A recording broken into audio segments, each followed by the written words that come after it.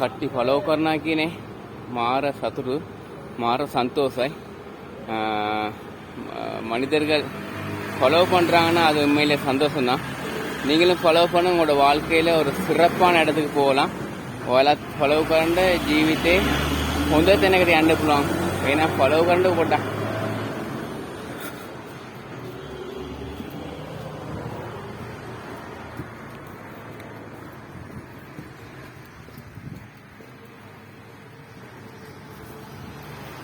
අපිට එතෙම කියනවා නම් අපිට ගුරුවරයෙක් ඕනේ.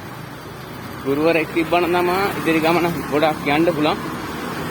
சொந்தங்களே உறவுகளே எங்களுக்கு ஒரு ஆசிரியர் வேணும்.